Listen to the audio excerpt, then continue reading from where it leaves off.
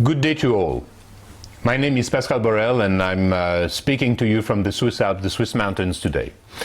A short video about a questions which is coming back to me all the time about the fact that we are a collaborative species. What implication does it have from a political point of view, financial point of view, in all sectors of human activities? And why are we a collaborative species? Is it a strength? Is it a weakness? How do we use it? And I'm going to go through that in 2 seconds. We are a collaborative species. The house from which I'm, the chalet I should call it, from which I'm talking to you, hasn't been built by one man alone. No, you need plumbers, you need electricians, you need architects, you need the concrete guys, you need people for the roof, and so you put together the competence of many different people in order to build one thing. In this sense, we are a collaborative species. Now, in the evolution of life, would you believe, the main drivers of major events or major evolutions has always happened around communication and the capacity to collaborate. It started really when we were still monocellular organism about 3.5 to 4 billion years ago. And we remain monocellular organism up to 800 million years ago from the switch from prokaryotes to eukaryotes and creating the pluri or multicellular life such as we have it evolving around us all the time. And basically, just to bring it back to its simplest common denominator, it was the capacity of different cells to, via chemicals, communicate with each other and specialize in the different functions that we needed in order to conquer our environment in a better way. And this is how we have now a liver, we have a heart, we have lungs, we have kidneys, we have muscles, a skeleton, bones, and so forth.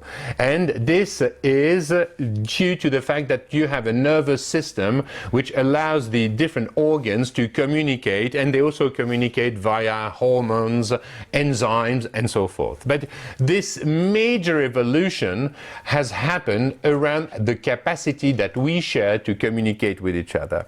And all major evolution shocks or shocks I should call them, have always happened around the capacity to communicate.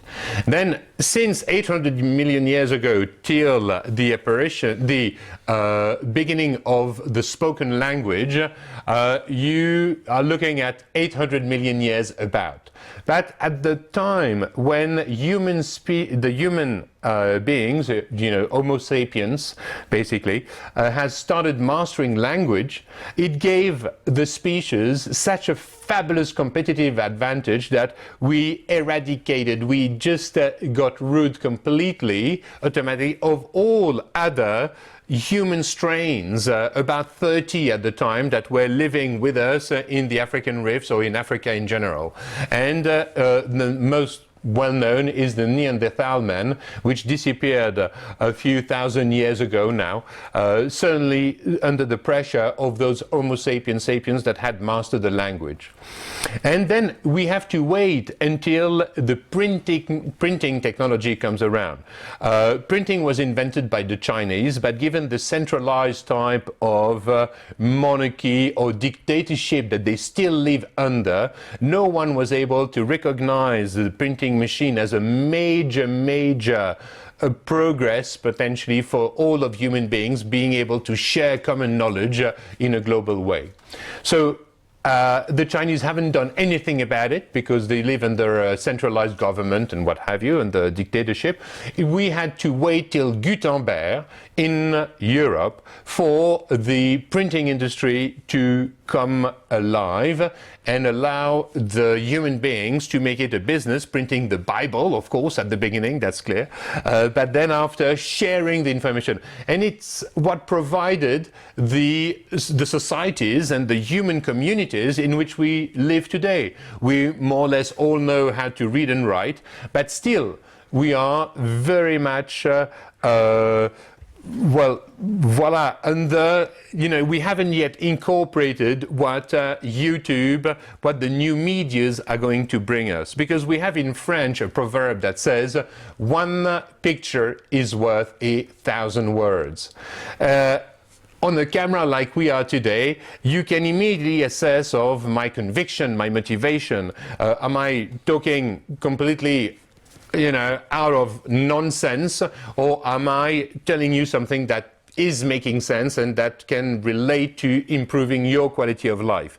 In this sense, writing is the best way to hide and to basically stop from exposing yourself for real. Because when you write, you can redo the same sentence, cross it off, and delete it, add something. Well, at the end of the day, you're not yourself. It's a way to hide, and it's a way not to give what you are deeply.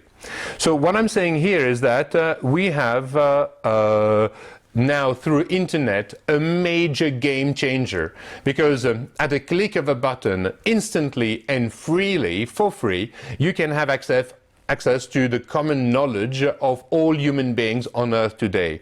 That will allow you to make better choices. It will allow you to be more in adequation with the environment in which we all live. So I'm going to come back on those various subjects one by one. I will treat them in much greater depth in further videos, but I just wanted to touch base on the fact that we are this collaborative species, that we ain't good or bad.